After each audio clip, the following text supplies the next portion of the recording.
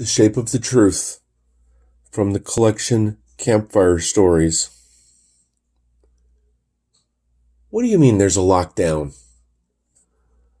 Darrylock stared at the dock agent, trying to find answers in the man's blank face. Behind him, on a series of large screens that covered the wall of the small office, she could see the schematics of the cylindrical station flanked by columns of names. The ships docked at Argosy Station's hangar or on landing approach. Each name was labeled with either refused or impounded. Her crimson eyes picked out one name: Sojourner, Master D. Locke, status impounded. Dari lingered on the name, then looked back at the agent. Why is there a lockdown? I don't recall any announcements. The dock agent answered in a monotone voice. Circumstances have arisen that require the immediate cessation of flight operations. By order of station security, all docked ships have been impounded. Ships on approach are holding position until such time as the lockdown has been lifted. Goddess, give me strength. Dari took a deep breath and tried to stay calm. Don't lose your temper, she thought. You wouldn't want something unfortunate to happen. She tugged at a lock of violet-tinted hair, and her eyes narrowed. By order of station security. When was station security going to let people know? I certainly haven't been notified.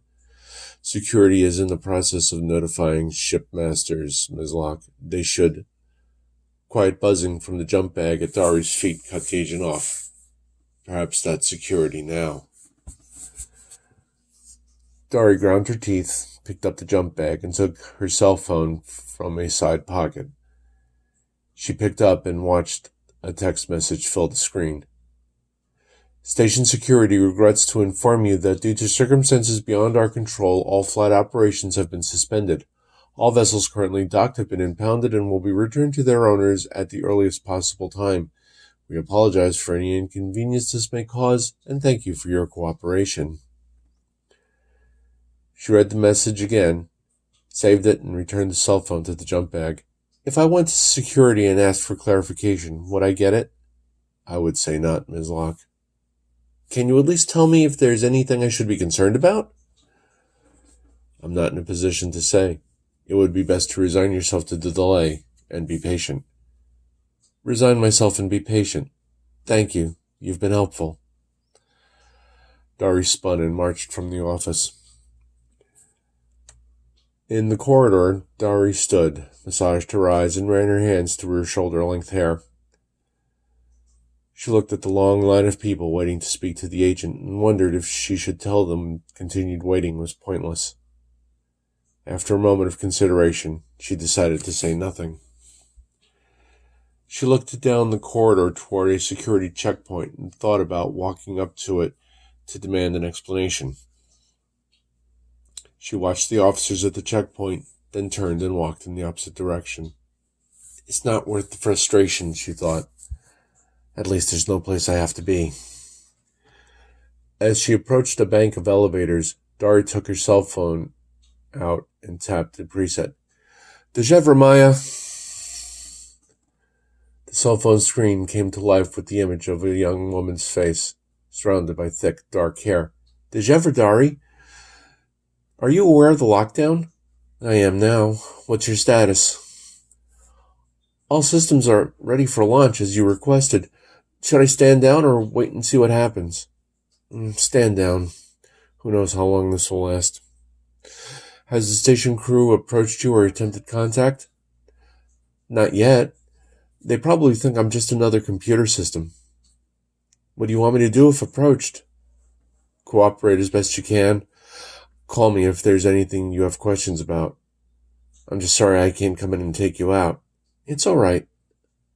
This will give me time to run the regular diagnostic checks on all systems. No, as long as you're not bored.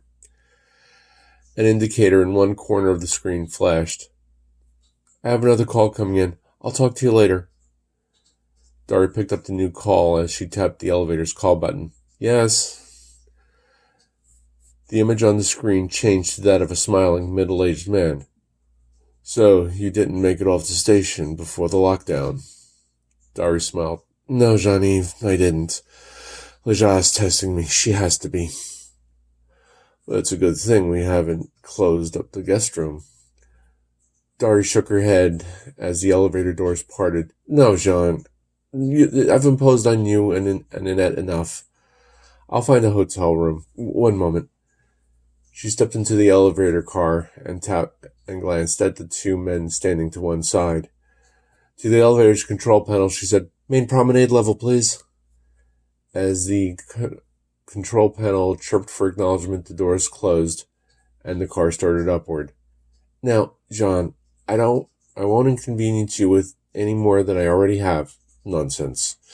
What would Lisbeth say of your... Would you deny Elizabeth your company? Don't try and guilt me into changing my mind. Elizabeth isn't even a year old. She won't even remember I was here. Jean-Yves frowned and shook his head. We'll discuss this later.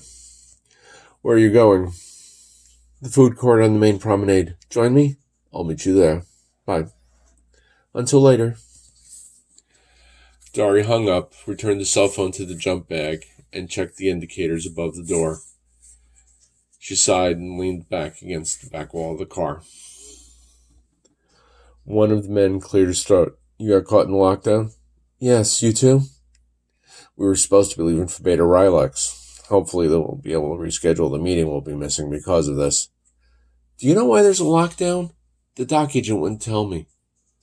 I heard there's a changer on the station, the second man said. That'd be enough to put the station on alert.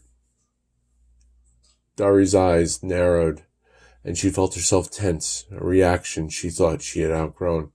A changer? That's the rumor. Wouldn't surprise me if it's true. I mean, how safe can you be around something that doesn't have its own form? Changers have their own form? The two men stared at her. If you consider looking like a ball of gel a shape. The problem is they can look like most anyone or anything. One of us could be a changer and we'd never know it. You can tell when someone's a changer pretending to be a human. There's something unnatural about the way they look. The car slowed to a stop. As the doors parted, both men smiled. Well, this is our stop. Good luck to you. And to you. As the car started upward, Dari looked down at herself. There's nothing unnatural about my appearance. She set the jump bag on the floor and relaxed. Dari's clothes began to change. What appeared to be a jumpsuit made of soft metallic fiber became a short skirt and sleeveless blouse. A wide belt seemed to grow out of the skirt. Her boots became sandals. She raised her hands and watched her fingernails lengthen and take on a blue color. With a final thought, the coloring around her eyes changed, simulating elaborate makeup. She closed her eyes as her mind turned to the past. It had been 20 years since ships from Confed had arrived on her world. Dari remembered the sense of anticipation that had embraced her people. Making contact with other races had been a dream of theirs. They had looked forward to using their natural mimetic abilities for the good of all. Reality proved to be something different. The races Dari's people had looked forward to meeting had not accepted them with open arms. The children of Leja had not expected to be met with fear and suspicion. Many felt the shape-changing abilities her people possessed made them untrustworthy. Continued proof of the truth had little effect on the general population. Within a few years, most of Dari's people had returned to their homeworld. Dari lowered her head. Her body shimmered and all color faded, leaving only a translucent shape. Goddess, this is a great burden you've placed upon us, she thought. May you one day see fit to lift this weight from your children and let us again take our place among the stars. Dari looked up as the elevator came to a stop. She assumed her human appearance as the doors parted. Dari picked up her jump bag and stepped out into the small lobby. Beyond, she could see the main level of Argosy Station's promenade. She looked up at the business and residential levels that ringed the core of the station, then turned to the food court that spread out in front of her. She began looking for Jean-Yves as she started walking. "Excuse me." Dari stopped and looked around. She saw a small squad of security officers walking towards her and tensed. "Yes? Were you talking to me?" The lead officer, whose badge identified him as Taylor, stopped in front of her. There was a look of suspicion on his face. "You're Dari Locke, master of the Mercury-class flyer Sojourner?" "Yes, is something wrong with my ship?" "Maya would have called me if there was a problem, unless she's unable to." Taylor took a small scanner from another officer and studied the unit's screen. "There's a problem. What is your business here on the station?" Dari hesitated, feeling uncertainty grow in her mind. "A friend of mine and his family live here. I was visiting them for a few days. Now, what's the problem?" "A friend. Yes." Taylor studied the scanner again and frowned. "According to this, you're a changer." Dari's eyes narrowed. "Is it your intention to insult me? We call ourselves the Children of Leja. How did you know? You have a scanner that can detect my people?" "When did they develop it?" "We have them, but I didn't think anyone else did." The muscles along Taylor's jaw flexed. "According to the manifest, you were scheduled to leave the station today." Dari crossed her arms and leaned forward. "Yes, I was. I wasn't able to because of your lockdown. And since I have you here in front of me, let me ask, why is there a lockdown? Surely not because of me." Rather than answer, Taylor made an adjustment to the scanner. "According to this, you're armed." As the officers tensed and reached for their weapons, Dari raised her hand. "Wait, I'm licensed to carry. If I can get my identification." She reached into the jump bag. "Stop! Don't move." The officers drew their pistols and moved to surround her. "We're going to go to our station house. I'd like to know where you got your ship from." "I bought it from a dealership on Earth, and I'm not going anywhere unless you tell me what charges I'm being arrested on." "You're not under arrest." "Then I suggest you aim those weapons somewhere else and leave me alone." "And I suggest..." "What seems to be the problem?" Dari turned to the elevators. A middle-aged man, wearing a dark gray business suit, was walking towards them.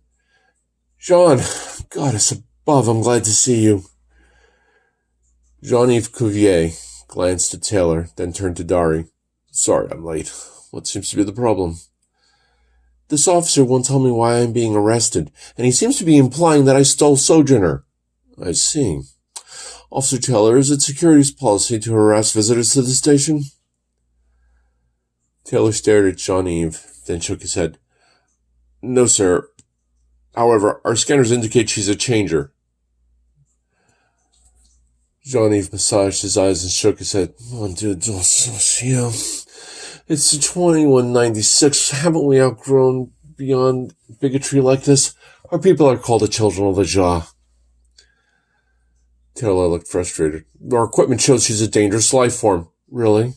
What proof do you have she's dangerous?" "She's armed, Mr. Cuvier." "Why, Dari Locke is an independent contract investigator as well as a certified bodyguard. She is fully licensed to carry a sidearm. She registered it when she arrived last week. I would have thought you'd be aware of that, Agent Taylor." "Then why..." Dari leaned close to Taylor. "If you had given me a moment, I would have shown you my identification and licenses. And for your information, Officer Taylor, I bought Sojourner at Peregrine Transports on Earth. From there, it was shipped to Avalon, my homeworld, where it was modified to suit my needs. After that, it was registered with Confed. My investigator's license, my bodyguard certification, and the permit for my pistol were renewed 60 days ago. Would you like me to download them for you?"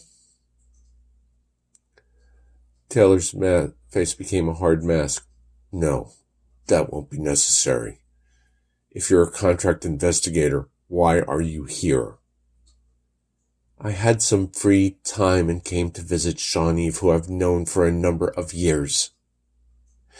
I would have been happy to tell you all this if you had asked me in a respectful manner. Your people have a reputation that's based on irrational fear and a lack of knowledge. There are humans who are dangerous criminals. Should I make blanket assumptions about your race? Taylor's only reply was silence. I didn't think so. Now, if you'll excuse me. Dari pushed past the officers, Genevieve at her side. I'm sorry about that, Dari, Genevieve said. I know security can be heavy-handed, but don't worry about it, Jean. It's the nature of my people inspires suspicion in others. It's a burden Majah has placed on us. I'm just glad you showed up when you did. I think you would have locked me up just for exercise. If you had, I would have been able to get you out. Being president of the Small Business Association has some advantages. I've known you a number of years. I would remind you that it's been 10 years. I was your first client. And you won't let me forget it either. Genevieve led Dari through the maze of tables towards the stalls, kiosks, and restaurants that formed a half circle around the food court. How's Maya taking the lockdown? She's Shrutal. She loves to fly. Being locked up in a hangar longer than she had expected is frustrating to her. She's such a restless soul. Perhaps shouldn't have brought her back to Sojourner last night. If I had known there was going to be a lockdown, I wouldn't have. If only we could know the future. What do you feel like? Maybe a cup of coffee? Oh, yes, you'd like to get me drunk and take advantage of me. Genevieve took an air of great insult. My dear, you wound me. You'll survive, I'm sure. Dari nodded toward a kiosk selling a variety of fruit. Just a snack for now. Have you heard why there's a lockdown? Dari glanced at the server, then Genevieve glanced at the server, then back at Dari. I've heard there are, shall we say, less than savory people on the station. Dari frowned. Less than savory people? How very diplomatic of you. She looked over the array of fruit dishes in the display case on either side of the kiosk.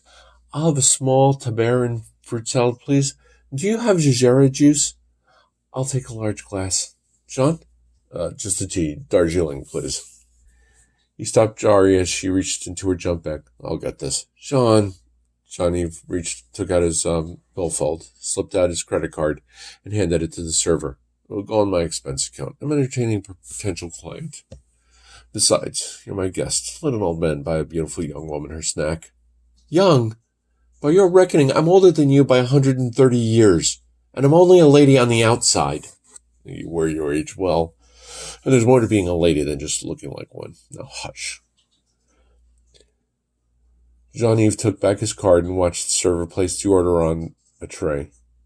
Will this delay cause you any trouble? Unfortunately not. Maya and I were thinking of going home for a little while, but nothing we couldn't put off. That's good. At least there won't be too much of an inconvenience. Genevieve took the tray and followed Dari to a secluded table. As she sat, Dari looked around at the other tables and lowered her voice. When you say the lockdown is in response to the presence of less than savory people, are you saying it's because of me or one of my people? Oh, I wouldn't say you're unsavory. Unwholesome, perhaps, but not unsavory. I don't think it's specifically because of you, but it's my understanding security has gotten reports that one of your people is here. I already know the answer to this, but I'm going to ask it anyway. Did you sometime during your visit do something that might have aroused suspicion? I know better than that, Sean. I only returned to my natural form while in your guest room. The closest I came to saying anything that might have been taken as suspicious was in the elevator up from the docking bay. A couple of men were talking about how they could spot one of my people because we look unnatural when we assume a form. Do I look unnatural to you? You look perfectly human, with out of the ordinary hair and eye coloring. They could be explained as tinting. One of them said we were untrustworthy because we don't have a form of our own. Bloody idiots. Of course you have a form of your own. What did you say? I said that. I even used the slang, as distasteful as it was. And I waited until they got off before I changed clothes. Still, that was after the lockdown started. But it does explain why Taylor and his squad were waiting for you. Those two called security because you aroused their suspicion, or by some miracle, somebody was actually paying attention to the secure cam feeds. It might be a good idea, at least until the lockdown's lifted, to stay with either myself or Annette, so I have an alibi. Better safe than sorry. Jean-Yves watched Dari drink the thick, orange-colored jejera juice and cringed. How can you drink that? Dari considered the glass and took another sip. It's not bad. My people have always had an appreciation of sweetness. What humans call a sweet tooth. But that's not sweet. It's cloying. And tea is thin and bitter. No amount of sugar can make it drinkable. Dari hesitated as the couple walked by the table. Do you think security has a scanner that can detect my people even when we've assumed a form?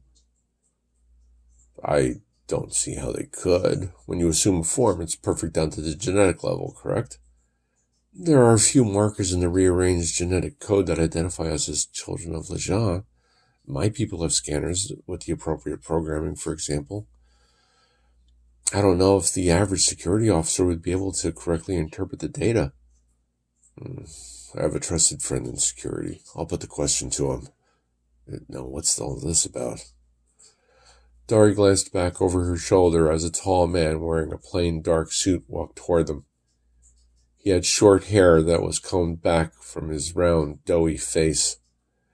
His eyes were large and staring, as if trying to take the entire food court in with one glance. He stopped at the table. Hello, Ms. Locke.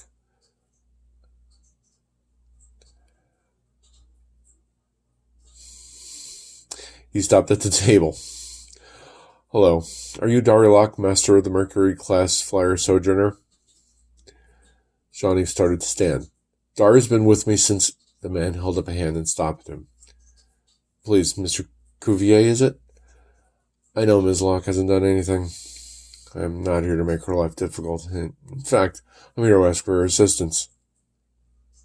Dari exchanged a look with Jean-Yves. My assistance?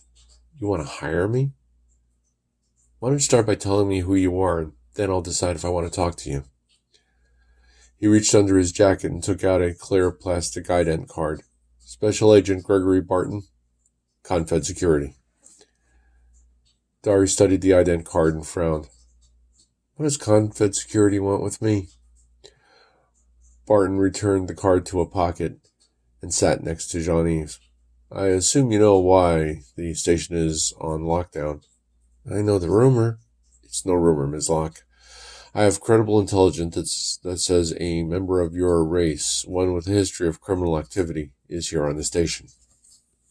Some would say the treatment my people has received from solids is criminal. Why don't you define criminal activity? It's unfortunate the way your people have been treated over the years. The changer I'm looking for... Dari raised a hand, cutting Barton off. Stop. If we're going to continue with this conversation, you will not use that word again. We call ourselves the children of Leja. Barton hesitated. The member of your species I'm looking for goes by the name Linton Mays. Most often he's in human form. He's wanted for theft, breaking and entering, impersonating government officials, as well as a number of other infractions. There are several outstanding warrants for his arrest. I need to apprehend him before he slips away. Dari drank the last of her juice. And what do you want me to do? Help you find him? Barton leaned forward and nodded. You're uniquely suited to track him. Meaning that because I'm the same race, I'll be able to anticipate what he'll do? I'm sorry, Agent Barton, but we have nothing else to talk about. Come on, Jean. Dari pushed back from the table and started to stand. Please, Ms. Locke, hear me out.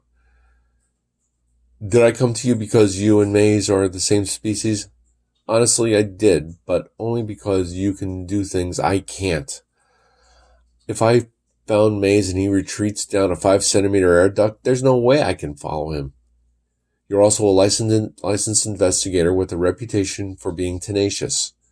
Once you've accepted a client, you follow the case through to the end, no matter the outcome. I've always felt that if I'm being paid to do a job, I should see it through to the end. Give me the information you have on Maze and your call code. I'll give you my answer in the morning. Barton reached into another pocket and took out a business card and a desk. Of course. Please don't take too long. The lockdown can't be lifted until I either have Maze in custody or I'm sure he's no longer here. You'll have my answer in the morning. It looked as if Barton wanted to say more, but didn't. He just nodded, stood, and walked away. Jean-Yves watched him, then leaned close to Dari. What do you think? I don't know. If he's broken the law, then he should be brought to justice. Excuse me. She reached into her jump bag and took out her cell phone and tapped a preset. Dejever, Maya. Dejever, Dari. Any news? Unfortunately, it looks like we'll be here at least a few more days. I need you to conduct some research for me. Access all records for a Naraja who goes by the solid name Linton Maze. Begin with a census search, then check law enforcement records. Also, see what you can find on a Confed security agent named Gregory Barton. Of course. Is this urgent? I need everything you can get me by tomorrow morning. I'll begin immediately. Thank you. Dari hung up and returned the cell phone to her bag. How will checking the census records help? Dari toyed with the remains of her fruit salad. Before we leave Avalon, we have to pick a form and a name which is filed in our permanent records. No two people can have the same form or name. I need to find out what Linton's file says about him before I decide if I'm going to help Barton. And you trust the security of your files. Trust them more than what's on this disk. Jean-Yves nodded. What was that word you used? Naraja? Dari smiled. Naraja. It's how we refer to ourselves. Since we're asexual in our natural form and we don't use proper names, we only need one personal pronoun. I've always wondered about that. Why no proper names? She shrugged. We know who we are. Dari tapped her fingers on the tabletop and sighed. Until Maya finishes her research, there's not much I can do. Shall we head back to your home? I suddenly feel like I'm on display.